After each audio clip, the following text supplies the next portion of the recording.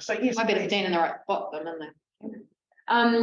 My name's Catherine, so I don't know if any of you listened to the talk that was on the Facebook page about breathing. I gave that one a while ago, but I am a respiratory physiotherapist, so I deal mainly with breathing. The last couple of years have been a real learning curve for me with MECFS, post-exertional malaise, mainly because of long COVID. So that sort of led me into this world, for want of a better term, because a lot of what I've been dealing with is breathlessness, but at the same time the fatigue issues that post-exertional malaise also produce, because people are coming to me with not just one problem but with multiple. And it is really hard to get good information around how to manage fatigue, but also to manage getting yourself moving with a condition that doesn't like that, and in fact can make you worse. And particularly working in a healthcare system that for years tells people that you just need to stop being lazy and get up and get moving and get on with it. And I'm hoping things have changed considerably, but I know that still does happen. And particularly coming from a area of my job is to get people moving. I'm a physiotherapist, that's what we do, we get you to move. But this is the one context where it needs to be done in a very, well, not just the one context, but it needs to be done very carefully and in the appropriate way. And there's some really good research out there now around analeptic exercise, and I don't know if you guys all heard that term. So basically, I'll explain what it is and why it is. And look, if I'm getting a bit too sciencey, I apologise. I'll try not to be. It's very practical, but it's just trying to explain that stuff at the beginning as to why this works and why the research shows this works. Most of the information I've got is based from the Workwell Foundation, which have done most of the research in around the causes of MECFS and post-exertional malaise, as well as how we can use activity to get the most out of people and help them feeling better and having a bit more locus of control, really, and feeling good about themselves. So just ask questions as we go. There's only sort of 3 or 4 of you here, but I'm happy for that to occur. If I can't answer it, I'll find out for you and let you know later, because as I said, I'm still learning as well. So basically, we're just going to go through. I feel very formal. Not meant to be formal. It's just that that's what I've got up here. But why normal exercise doesn't work. What is analeptic exercise, and how it works and how we can use it, and just some examples of how it can be used. Okay. So exercise doesn't work for post-exertional malaise. They've shown it quite clearly, and they've done it through, and there's lots of, the theories are still, and the research as to why it's not working completely is still ongoing, but they've shown quite clearly that if you do a cardiopulmonary exercise test, so basically they put you on a bike and make you go really, really hard out and measure everything. If you've had heart tests, you've probably done one of those. It can be pretty harsh. If you're just a normal person that's a bit unfit and hasn't, a bit deconditioned, if you go and do that test again the next day, you'll pretty much get the same results as you did the previous day, even if you're a bit run down and all exhausted. However, if you've got post-exertional malaise or symptom exacerbation, if you go and do that test again the next day, it clearly shows that all your numbers are significantly lower. So in fact, the exercise is actually making you perform worse than it would have if you're just deconditioned. So exercise in the traditional form is not the answer. And this is one of the main theories, or one of the things they've looked at, is basically when you have post-exertional malaise, or I'll just use that term because there's quite a few different terms to use, is that basically your aerobic metabolism is broken. Do you know what I mean by your aerobic metabolism? So we use different ways of using energy. The anaerobic metabolism, and I'll show you another slide. This slide might be easier. Yeah, that's just the different things that go down when you do an exercise test the next day. So, your volume peak of oxygen goes down, your workload goes down, your heart rate, everything just goes not very good, basically, the following day, which I'm sure you're very aware of. So if we keep, I'm just going to pop you through this one. So this is, sorry, I know it's a bit sciencey, but I think it helps you understand what's going on. So in the very first few seconds of doing any activity, we use an energy system called the ATP, silly words, but basically it can grab energy really quickly from your cells, but we don't have much of that to use. So you deplete that energy source really, really quickly. The next one's your anaerobic metabolism, and it takes it works within the sort of first 10 to 60 seconds, and then your aerobic metabolism takes over. So your anaerobic system uses glycogen from your muscles, so it breaks down the stuff from your muscles to use the energy. Whereas when you go into your aerobic metabolism, it starts using the oxygen that you're taking in. So you go through that little transition as you start exercising. Mm-hmm. With post-exertional symptom exacerbation, post-exertional malaise, the theory is, or the research showing, that your aerobic metabolism doesn't work properly. So if you try and do exercise or activity that's making you rely on your aerobic metabolism, it won't work. You'll get exhausted, you'll get run down, you'll feel like rubbish. Very technical term that, but it's the easiest way to explain it.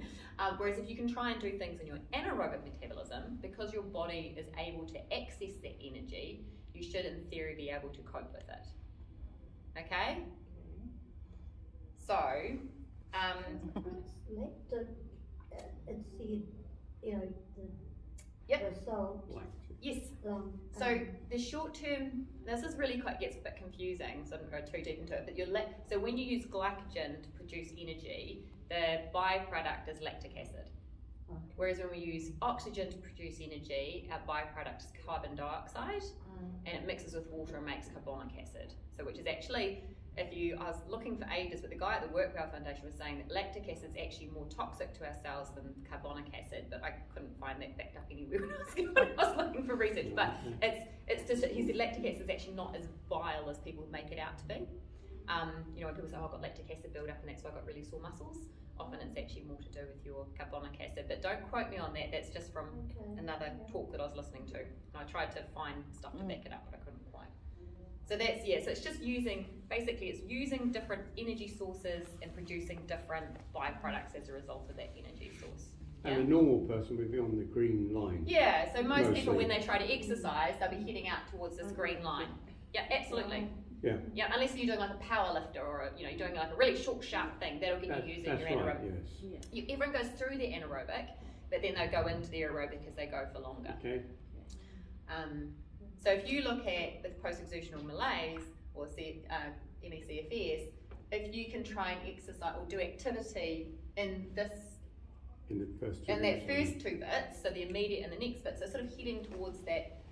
2 minutes is kind of the main cut-off, but the earlier into that as much as you can, you're more likely to be accessing just your anaerobic or your really quick energy use and not heading into that aerobic use. So your body's more likely to cope with it than heading into that broken system. Yeah. Yep. So you can start out for a walk, very quickly run out of energy and not complete what you would like to do. In a very basic sense, yes. Yeah. So that's what we're going to look at. How do you approach that? Yeah. So the idea is you keep the activity under that 2 minutes, is in that anaerobic. So activity more than 2 minutes is your aerobic metabolism, and you're more likely to aggravate your symptoms if you head over that. Look, this is very black and no one's that black and white, but that's just the easiest markers to think about. There's a lot more to it than that. So this is then how do we then try and utilise and train our shorter duration system or our energy system that uses that anaerobic metabolism to help us.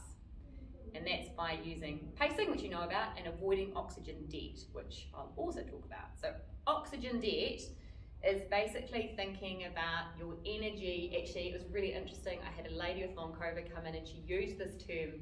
She didn't use oxygen debt. She goes, I think of my oxygen like a bank account. And I was like, you know what, I was about to use the same analogy, but I'm adding something to it. So she's like, I've only got so much money in the bank, and I can only use that for my energy.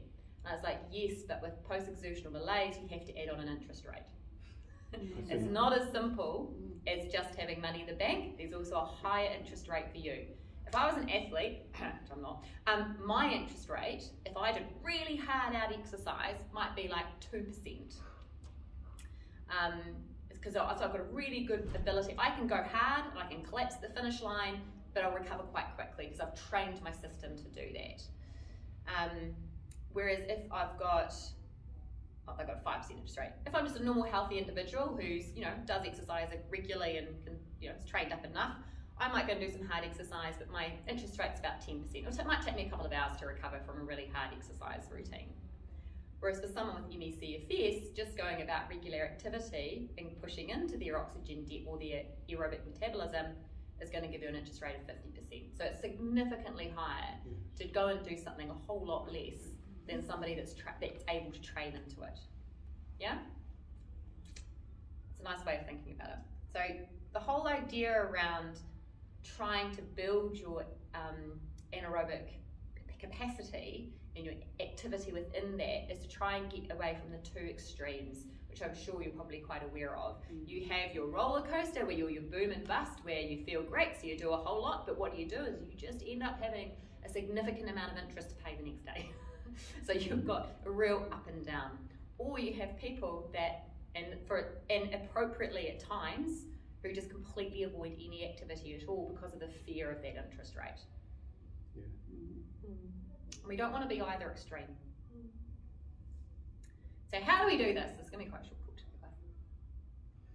Start with energy conservation. I'm pretty sure you guys, if this is your bread and butter, do you feel quite confident around energy conservation and how to preserve energy? Yeah. Then we'll talk a bit more about it too. Doing some analeptic exercises, and what this is, when I talk about exercise, I'm not talking about graded exercise therapy, which is what was traditionally, they did some very bad studies with and said it worked and it doesn't, which is we traditionally with exercise, where you do more exercise, you do more exercise, you do more exercise, and you get stronger and stronger and stronger. This is about doing things that are functional and restorative and help you feel better. Training that short-term energy system, doing it goal-based, because no point me telling you to do something that's nothing you want to do. It gives you a measure of control over what's happening with you, and the whole philosophy of no pain, no gain is out. Like, we can't use that, because pain for you does not create gain. So, does anyone use their heart rate to monitor their activity? Yeah? I do check it on my Okay. Fitbit. And what sort of calculation do you use for it? Oh, I don't do any calculation. No? It's just if I do feel as if I'm sort of maybe beating a bit too Yeah. hard. So yes, I'll check it. Oh yeah. So I'll go and sit down and just Perfect. let it Yeah. settle. And look, we can get into a really big, deep, dark hole using calculations, but they actually really work if you can get your head around them. But there's different ways of doing it. But traditionally they used 60% of your maximum heart rate as a guide, as to try and keep under. So if your maximum heart rate is calculated by taking 220 minus your age. So if you're a 20, it would be 200, and therefore 60% of that, I should be able to do that in my head, but like 120. So and so I shouldn't be able to get over 120. I want to try and keep all my activity under that. So the idea, so if for somebody that doesn't have any issues, their anaerobic threshold will be at 90% of their maximum. Whereas for someone with post-exertional malaise, they consider it around 60%. They've done further research and have found that actually, particularly if you're really incredibly deconditioned and have a high resting heart rate, you shouldn't be going above 15 beats per minute above your resting heart rate. Just doesn't give you a lot of scope for some people. So I know when I've been doing this, I've played around with it a little bit, because not everyone's the same. So it's trying to figure out what works best for somebody. But the theory is here, like if you've got a resting heart rate of 80 beats a minute, then you shouldn't be letting yourself go above 95 beats a minute. The idea being that as you start doing a bit more restorative activity, get good quality rest, and your resting heart rates are able to come down a bit, you don't bring the top heart rate down, you leave it where it is and you've got more room to move. Right. That's the philosophy behind it. And in fact, I've found with some people, their 15 beats above is pretty much similar to their 60% sometimes. But if you've got a resting heart rate of 60, only going to 75 is not going to give you very far. So you just have to, this has been shown to be the most effective, but you've also got a life to live. So it's trying to find out where that level lies. I've got a lady at the moment, and she's been doing fabulous with her, and her heart rate totally corresponds with how she's feeling. She knows that if her heart rate goes above 90, she can feel straight away those initial symptoms of post-exertional malaise coming on, and she knows she has to pull back. And she knows when she's had a really high emotional day, her heart rate will go up too. And so for her, it's been she's very fastidious and very, likes to know exactly what's going on, so it's worked really well for her. For some people, it's just too much. But if you can use it, it is a really good way of helping you give external monitoring to what's going on. And you can say to your family, look, no, my heart rates, I might look okay, but look at my heart rate. It's above where I'm meant to be aiming for. I need to rest. And it gives you a really good idea. The idea is that, so you, as well as the heart rate in combination with it, you note those immediate short-term and long-term symptoms that you get that when you go above that level of heart rate. And if you do start going above it, or if you feel any of those symptoms, you stop and you rest until your heart rate's within about 10 beats of your resting heart rate. And then you can kind of get on with things again. So is that like a Fitbit? Yeah, so you need to wear a Fitbit or something, yeah. And they, chest straps, the best, but who wants to walk around wearing a chest strap? And like the Fitbits and stuff, they're not, you've got to remember too, they're not 100%, they're a guide, most of them, but that's what it is. We don't want to be living a life of obsessive, compulsive, looking at my watch. Some people like that, but there's other ways too, which I'll talk about in a minute. But any activity above your anaerobic threshold should feel hard, and if it's under, it should be light and easy, and that's where you get these exertional scales come from. And there's a modified ones too, but this one, the numbers the side, the reason those numbers start at 6 is because it actually correlates with what a normal heart rate should be around. So if you're working between, if your heart rate's around 60 to 70 beats a minute, you should be feeling no effort or be very light. That's where it comes from. So the idea with post-exertional malaise is you want to be sticking in the green zone, maybe nudging into the yellow if you can, but pretty much in the green zone. So if you don't use a heart rate, then you can use things like, how much effort am I putting into this? Does it feel light or does it feel moderate? I want to stay in the light. Yes. Definitely not in the red. Unless you're desperate to go do something social and you know that you're just going to have 2 days of not doing anything, but you've done that thing you wanted to do. That's okay. You're allowed to do that occasionally.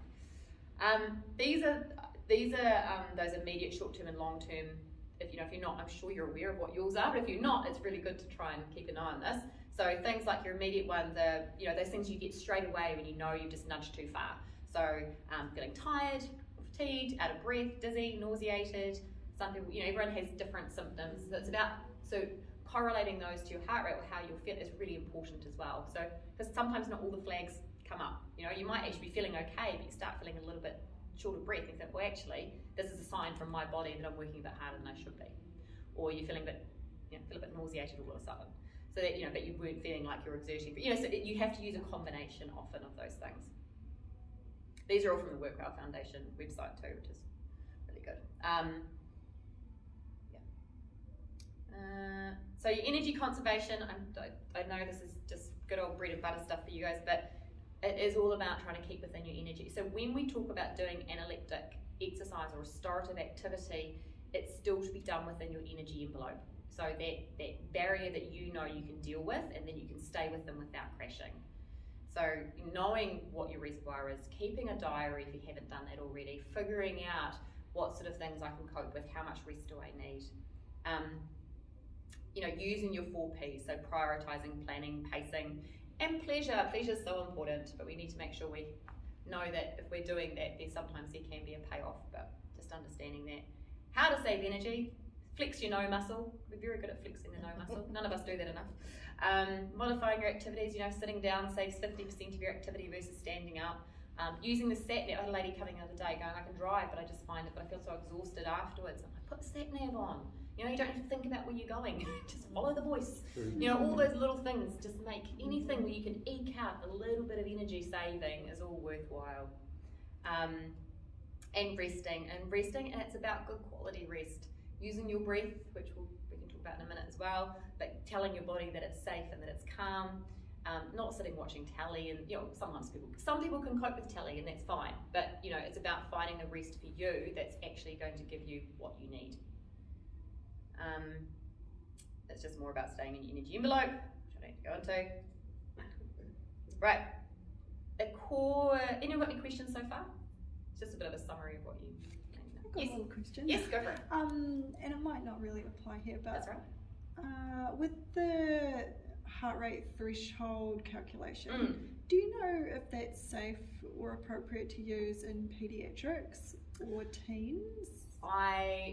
Do you know anything? I don't know about paediatrics. Teens, yes, I would use it as teens. But depending on the age of a teen. But sort of 16 and above, I'd definitely use it. Yeah. Where it becomes a problem is when there's dysautonomia thrown in, particularly if there's POTS. And the thing with POTS is you tend to want to work people at a higher heart rate, but you can't do that if they've already got post-exertional malaise. There's a bit more complexity Yeah. and around that. But yeah, I'm not sure about the calculations with, I haven't dealt with any post-exertional malaise, and well, not to this extent. I have a little bit, but not where we've gone down heart rate pathways as yet, so I don't know enough about that. Yeah. Good question though. Yeah. But their heart rates are different, so in theory I'd say it would be right, but I'd say the calculations would be different. Don't know though. Yeah. No, that's And okay. correct me if you want to. So analeptic exercise. So there's a whole lot of drugs called analeptics. That's not what we're looking at. There are a whole lot of different things that we don't need to say. It's very confusing. When I first heard the term, I was like, what on earth is this? But basically, it's about trying to train that anaerobic system. So it's about appropriate exercise that you can recover from. It's restorative, both physically and mentally, so it's not making you feel worse, it's trying to help you make you feel better. It's about fitting the program that you give into the function that you're trying to achieve. If you've been bed bound for 3 or 4 months, I'm not going to give you a stair, trying to climb stairs. It's going to be bed based for a start and maybe working on trying to get you from sitting to standing. Whereas if you are walking and you do have stairs at home, then maybe trying to get up the stairs without feeling awful for 3 hours afterwards might be your goal. For some other people, they're able to go to the gym. Actually, I had a lady today. She can, she's kind of coming.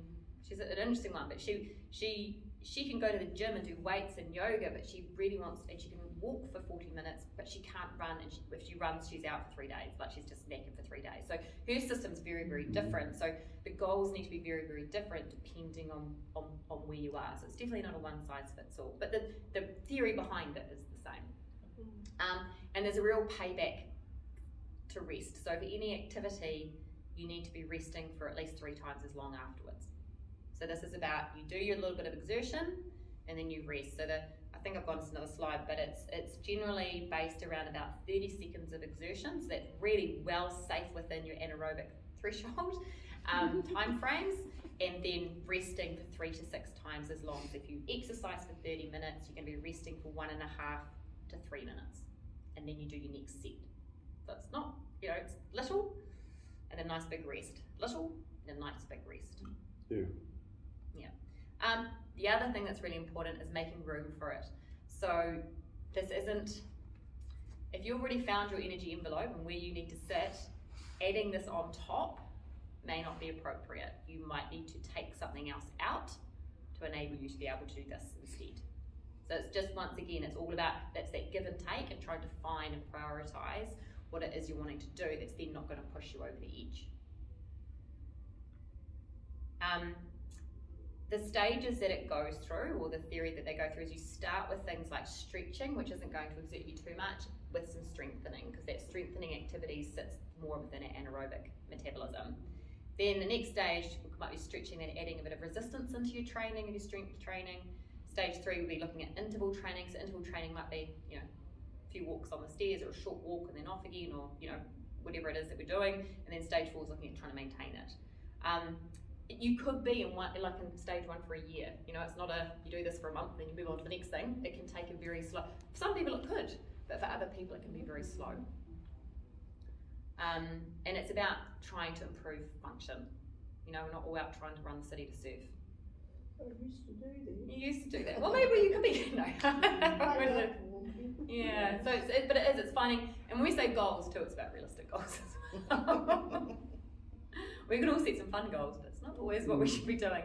And that's why I just keep breaking it. It's functional goals. One size does not fit all. So it really is about trying to talk to your healthcare professional about this, or you, if you want to figure it out yourself. And it's breaking, as I said before, breaking those movements down into short bouts. It is literally the recommendations, from the original papers, that is about, you start off doing 1 set of 4 reps. So that's doing one activity 4 times and then resting. And you think about that and you go, that's ridiculous. Surely, particularly if you've been, it's amazing when I've had some people do it. I'm like, right, let's do some bridges. And I'll show you some pictures in a minute of 4 bridges. And these are young 18, 19-year-olds who, last year were running half marathons, and they're shaking all over the show. So there is, it's about pulling it right back to basics, trying to get that strength up that's going to give you some practical function. But it has been shown to give some empowerment, sense of, improved quality of life, a sense of control. It's that joint protection type of thing as well, making sure the muscles are able to maintain and hold your joints together. and trying to get you away from that roller coaster of, you know, one extreme to the other. So exercise therapy, even though it's become a very, very dirty word in post-exertional malaise, it can help you if it's done in the right way and avoiding the exacerbating system, which at this stage is the aerobic metabolism. So for an example, and I have to confess, I took this from somebody else, this wasn't mine, but just for an example, so some person wants to be able to walk up the stairs without having a crash. So start with those really basic strength things, literally starting with 4 repetitions of each exercise with your nice big break in between, and then slowly building it up to doing 2 sets of 8, all trying to keep it within that 30-second, maybe pushing it out a little bit kind of window. Always starting with breathing, because I'm a breathing physio, but very good breath is, I'll talk about that in a minute too, is restorative and important. Step-ups might be too hard for some people to start off with, but this person was able to do it, so just up and, like, literally 4 step-ups and 4 step-downs. Going up into tiptoes, bridges, I'll show you some pictures, and wall push-ups. They used a heart rate monitor as well, so yes, you're saying I want to stay within this 30-second window, but we also want to make sure my heart rate doesn't go too high while I do it.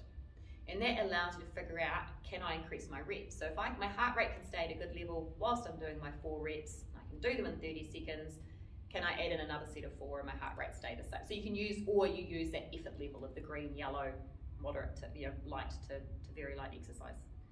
Can take 3 to 6 months to do this. Once you start being able to do that, then you add in your function. So we know you can do 16 step-ups with a break in between. That's over a flight of stairs. You know, most stairs are about 10 steps. So that means that you could walk your 10 steps up, rest on the landing, and then walk the next 10 steps up. So straight away, you've actually achieved a functional goal and being able to do that in a way that's not crashing. Broken into seconds. Absolutely. It's breaking it down, but also making sure you've got the function in your muscles to achieve that in that time frame. Yeah. And also using your heart rate monitor and resting as appropriate. So for the breathing's really important. I know I'd go on about it. Breathing's really important. If you don't breathe, you die. We're supposed to say if you're in a bit of trouble, you don't breathe. But just from a pure energy, like if you haven't listened to my talk, so we're supposed to nose and belly breathe. Your diaphragm, and this is if you look at a lot of the post-exertional malaise stuff, there's a lot of stuff about breathing work in it. But just from an energy consumption, the diaphragm's technically an aerobic muscle because it's designed to work 24 hours a day.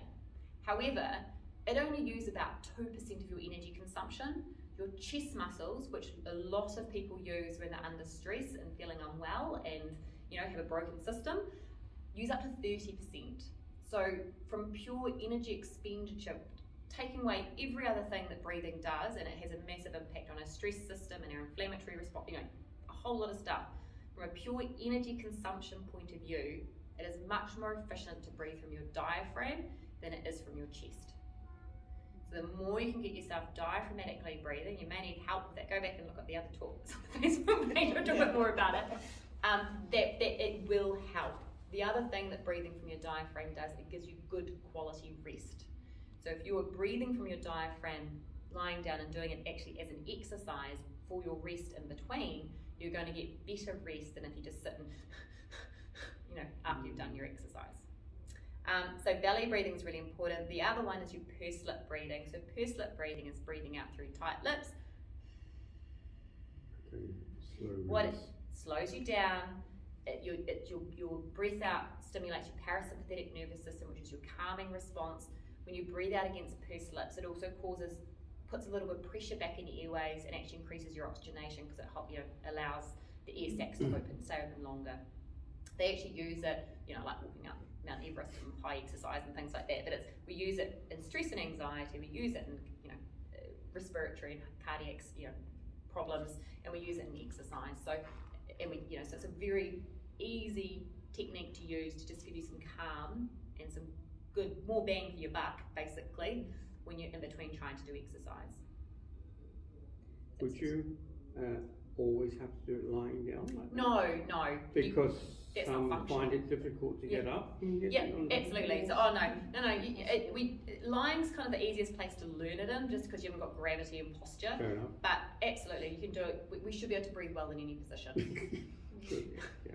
in theory. But it's just more restful. But if you've got a nice lazy boy or lying on the couch, that's absolutely fine. It's just about trying to limit your chest movement as much as possible, making sure your tummy comes out as you breathe in, and then you do a lovely long relaxed exhale. If the tummy stuff's too hard, just focus on the relaxed exhale. Years ago, I remember it took me a long time to master, when you breathe in, pushing your stomach out. Yeah. Many years ago, we wwere always told, Suck your tummy. pull your tummy in, and look, Yep. this time I've been in respiratory. Yeah. Oh, it took me ages Yes. to master it. Yep, and you're not the only one. I get a lot of Even now. Yep. A lot of dancers now. Yeah. But even just people go to the gym a lot. People in the army. Pull your stomach Yeah. in. Yeah. We all walk around. No one wants their tummy hanging out. Everyone sucks their Maybe stomach I'll in. hold it in. Yeah, but you basically and it does feel really foreign to try and help yourself to get your breath from your tummy, but it's way we're I'm a designed. terrible breather. It's probably why everything was cockeyed and picked Yeah, up. well, it definitely doubles Yeah. down on everything, and there is, it definitely doubles down on it, particularly dysautonomia. So if you're slowing your breath down, also helps slow your heart rate down.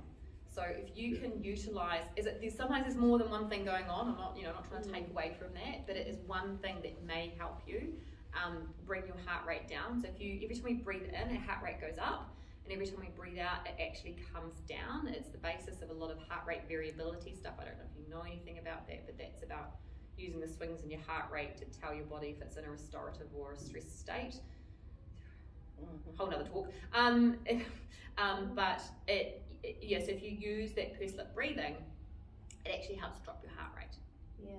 So breathe in quickly and exhale slowly. Not quickly, but you should breathe in for around about 2 seconds-ish. Everyone's a bit different. And then breathe out for twice as long. So whatever you breathe in, you should breathe out twice as It's long. a funny look sometimes, but I had to use it with lip breathing. I use it. I use it when I'm getting angry with my kids. But I use it when I'm exercising. It is a really powerful way of using your breath. It was quite good when there were masks because you could do it behind the mask and no one could see. Whereas now it's a bit more, you're trying to do it, but don't be afraid of it. It's a really helpful and efficient way of trying to get your breath back. Anything else on that? No. But if you are struggling to get your tummy doing its job, then it is worth. There's some really great books out there, or as I said, my last talk, or come see me independently. Shameless plug. No. Look, so now when we look at analeptic exercises, it's very much the world's your oyster. It could be anything, but what a lot of the stuff is based around is either exercises that are initially based in bed or in the chair, and then sort of progressing onto more upright positions. But it all depends on where your starting point is. If you're walking quite happily 20 minutes a day, you're not going to necessarily lie down and do straight leg raises. But it's about finding where it fits in for you. And a really good way to do this as well is things like, if you are able to sit and watch TV, then there's not ads anymore, but that's what we used to say is, do some exercise in the ads.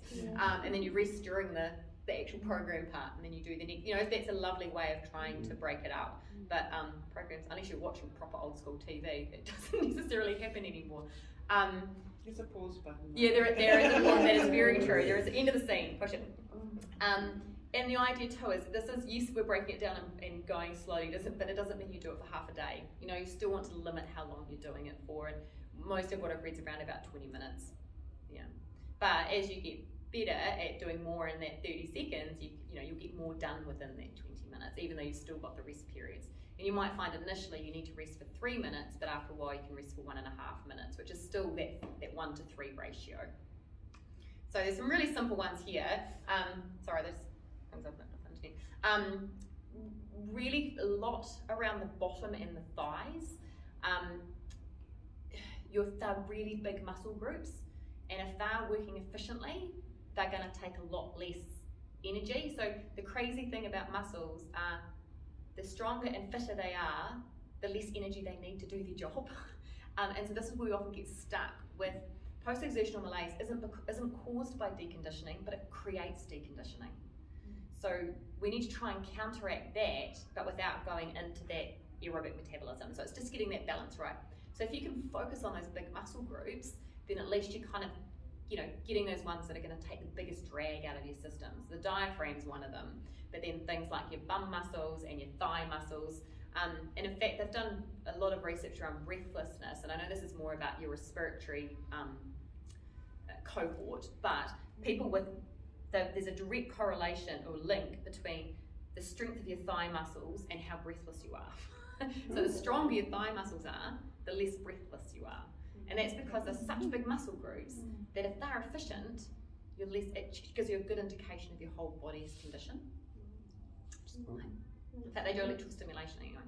It's also quite I've fun. just lately, when I've gone to bed, seen the first image with raising the leg. Yep. Because I can't do things lying down because I can't get up. Okay. So it's all right. But you can lie on the bed? On bed. Yep. I'm Yeah. fine. Often these they might be on the floor, but you can do it on But the bed. I can't get on the bed. Yeah. I'm doing that, and then slowly down, and then Back again. Yep. I only manage about 3. Yep. Perfect. But I am finding, or I have found, that I had a bit more energy, but it's kind of come back and bitten me a bit. Okay. So how much have you been? So you did just do 3 and that's it? Yeah. So it might be you need to break all of those activities up into 3 different exercises. So it might be that you need to do your straight leg raise and put it down and do 3 of those, then have a really nice big rest, and then try the next rather than trying to do all in one big go. So that would be how long is it taking you to do all those exercises? I was managing to do those, and I was feeling a little bit better. So kind of, we try to get out for a walk every day. Sometimes 2. If we come into the high street, we do a walk up one side and down the other, and then we have a little bit of shopping and then home. But then we have a walk in the afternoon. It's about 1 kilometre. I normally do, but I've stretched it a bit the last 2-3 days. That's why I say it because I've been feeling better, I've pushed myself too hard. That's that roller coaster. Yeah, you're feeling good, so you push yourself a bit more, and then the general rule of, from most of the stuff that I've read and dealt with people is you should only ever add in one thing at a time. And if you do add something new in, you do it once, you wait a couple of days, see how you feel. If you're still feeling okay, then you could probably continue doing it every couple of days, but for about a good 2 weeks. If you're still okay, then you can think about adding in another thing. So, because if you put in too much, because it can take up to 2 weeks for things to kind of hit the fan. So it's really just little bits at a time, but it also depends on what your baseline capacity is too. The problem is balancing up what 2 sides of your head are telling you. Yeah. You know that I have noticed over the last 12-14 months that my abilities have really decreased quite dramatically. I don't accept my illness. Yeah. I acknowledge it. Yeah. But I don't accept it. Yeah. So mentally, I'm trying to fight a bit to get back at least to where I was just over a year ago. But I can see it's not working. I know that. Yeah. And I'm kind of angry with my body. Yeah. It's from what I haven't been through this, so I can't comment on a personal basis, but from what people have told me, it's a massive grieving process. Trying to accept that your baseline has changed. It doesn't make it any easier for me to say that to you, but it sounds, and so I'm not surprised you're angry, but it's also just that, because mood has a really massive part to play in this as well.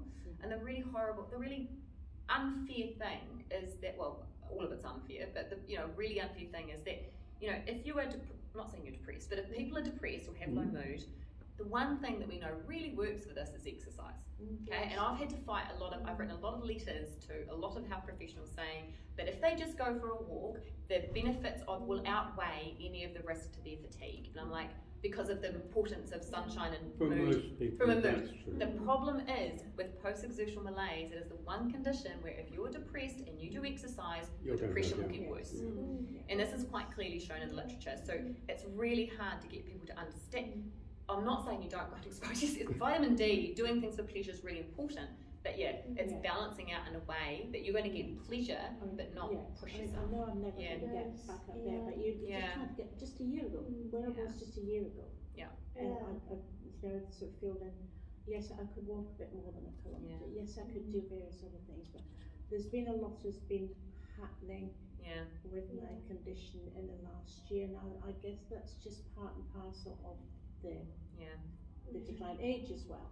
But this is, I suppose, where you need to look at your activity in a different way. So rather, realise walking is what you want to do, but maybe we need, you are going for a walk in the morning, which is amazing, but then your afternoon activity might be better off looking at trying to work in that anaerobic system and trying to condition your muscles to build up to maybe doing some other walking potentially in the future. So it's about trying to approach it in a different way. So it's not a oh, I'm never going to do this, but right, okay, so I'm struggling with this. What's another activity that I could do that my body would deal with and make me feel better because I know I've achieved something. I can see that I've got this goal that I want to be able to do this, and if I do this, that will get me there. Yes, it's a balance. You're trying to maintain some degree of fitness, if you like, or a healthy, achievable level, and so I push a bit. I don't sort of go all out, but I do push a bit because I'm still, to some degree, trying to maintain what I'm at. I'm trying to hold you back a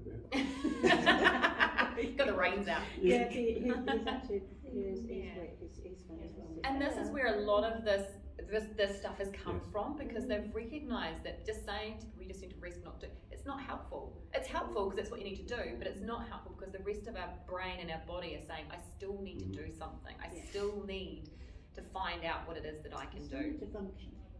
And so this is the, I mean, look, I know it's not the magic pill, but it's about trying to give you some sense of control and say, right, actually, I can't go for my walk that I want to do, but I could do a rep of 4 bridges, or I could do, which are the lifting your bum off the ground, or I could squeeze my butt cheeks 4 times. It's just, and have a rest, and then rest. And if that's all you can achieve, it's still a benefit because you're working in the anaerobic system, you're still doing something for your muscles, but you're still resting and not pushing yourself so far that it's going to, look, I totally accept that it's not going to return you back to where you want to be. Anything that will help.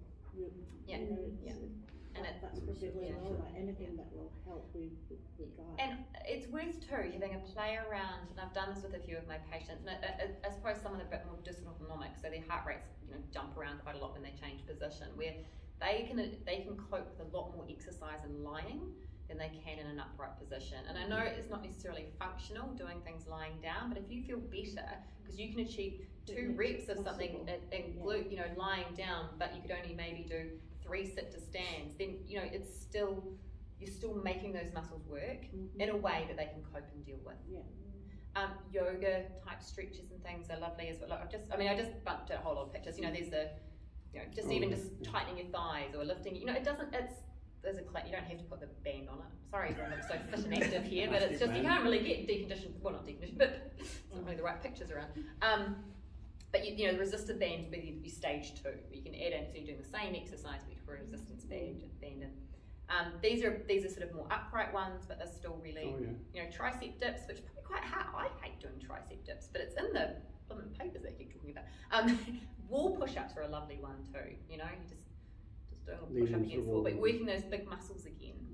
Sit to stand is an excellent exercise. You may only tolerate 4 sit to stands, and then you need to rest for 3 or 5 minutes. That's okay, but it is an excellent exercise. It works your thigh strength, it works your balance, but once again, it will depend on if you get dizzy and things like that with quick position changes. But once again, it's about figuring out based on you might only be able to do 1 at the moment. That's okay. What's your exertion level like? What does your heart rate do if you're monitoring that? How does it make you feel? And if I rest for 3 minutes, can I do 1 more? So it's just a little bit, particularly if you're not, they always say do it through a guided program. It's not always that easy to have somebody to guide you through this, but if you've got a bit of common sense and you can sort of think about those things and know what your triggers are and where you want to sit with your heart rate and things like that, then you can kind of self-monitor it. Step ups, she's not walking up the stairs, she's just doing a step up and a step down. And these are some lovely stretches. there's a lot of these are sort of thoracic ribcage type stretches, or lower back stretches. Child's pose, you can do that on the bed, it doesn't need to be on the floor. That one up there in the top corner. So I'm pointing on my screen, you can't see what I'm pointing. I'm just like, how old am I? I should know how to do this. Okay, that's it. That up there. I think there's a laser on this. A laser. The dot at the... Oh, that. I don't know, maybe it's not. It doesn't matter. The one up there in the corner, child's pose is a lovely one. You get quite a lot of, it really stretches out your back, but it also just gives you lots of lovely space to breathe from. If you could get into that position. You can't get into that position, don't worry about it. But not get out of it. It's just if you go around like this for the rest of the time. Or, you know, this one might be a better one for you. You know, a nice twist. I wouldn't put a foam roller in, probably a bit harsh, but, you know, a rolled up towel. You know, lean back over it, just opens up your chest. Just a little bit of an extra, you know, all twisting. You know, things we forget to do. And the stretching doesn't exert you as much, you know, it's movement, it's not necessarily exercise. So sometimes people will do a little bit of activity and then do some stretching and then do a little bit of activity and then some stretching. So it's just playing around with those, just some more stretches, more upright ones, playing around with those activities. I mean, these are really, look, you can get as complex as you want, but actually the basics usually work. And I think when it comes to this, it really is about trying to, as you said, it's navigating that gap between what you want to be doing, what you feel like you should be doing, and what you can do, and where do you feel? Yeah, it does. And look, it'll be different every day. And as I said, you know, if you decide you want to start doing this, you don't go and do every single one of these exercises I've put up here. You know, you choose one or two, or one even. Like, you know, the exercise you're doing at the moment, break that all back down and just do some straight leg raises with the nice big gaps in between, you know, see how that feels. You know, and you know, have a wee look at your heart rate at the same time. What's it doing? You know, actually I know that if it stays under, you know, 100, I'm throwing a number out there, you know, I'm actually okay. But if it creeps up a little bit higher, I've probably done too much, so maybe I can't cope with that many reps, or I can't cope with that exercise just yet. Good. Has anyone got any questions around that? Clear as mud? Clear. All exercises are good providing you're doing the exercise correctly. In the right energy system. Yes. Yes. Yes. Yeah. So it's about, so and as I said, this is a really, with post-exertional malaise, the healthcare profession have worked, all those that work in it have worked so hard to try and say graded exercise therapy is not helpful, it causes harm. And then they're turning around and saying, but we can do, so it's trying to get the understanding that the wrong kind of exercise is not helpful, but it doesn't mean you can't do anything. So it's trying to navigate where your limits are. So using your rest and your pacing and everything to find your energy envelope. Once you've got that energy envelope, none of us are perfect in an energy envelope all the time, but when you've mainly got it sorted, then right, if we can start adding in some restorative functional movement that's going to make me feel better, how can we do that? And it's by trying to train that anaerobic system. And look, we can train anaerobic systems. You look at 100-meter sprint, I know they don't have MECFS, but your 100-meter sprint is done purely on your anaerobic metabolism. There is not an aerobic thing going on. Or maybe you, well, no, they don't even breathe, they need to hold their breath the whole time. Energy, isn't it? Yep, and they train that, and they get better at it. I used to do that. Yeah, did you? Well, there you go. sub 10 second 100 meters, you can crush. But it's just, energy systems are able to be trained, well, the ones that aren't broken. So it's trying to navigate how we do that safely. Yeah, I used to be the last leg in the relay. Oh, were you? Yeah. Once upon a time. Yeah, now I think I'm just the last leg. It's, look, I can't even comprehend what it must be like to try and navigate all this. It's lots of self. That's hard. Yeah. It's really hard. Yeah. Well, you still got to work your smile muscles. You do. Yes, that takes a lot of energy. It does. It does. But it also splits your nose and makes it easier to nose breathe. Anything else? Anyone else? Funny? So see, I'm still learning on this journey. So, it's a work in progress for me. That's good. But I am talking to Physio New Zealand Canterbury Society on Monday night about, it is specifically about around long COVID, but what I'll mainly be talking about is post-exertional malaise and making sure that people approach people in the right way. Yes. And not Great just harm. doing that. Yeah. That's That my, would be great. yeah, because there's a lot of misunderstanding and misconceptions about it. And educating the professionals. Yes, well, you only know what you know, and I think, I know. you know, And I maybe said they I've learned a lot. haven't bothered. Yeah, I actually had an emergency trip to the hospital last November where I required a cardioversion. Yeah, it was fine. But I was astounded by every health professional who saw me knew about MECFS. It's brilliant. I was astounded by It's it.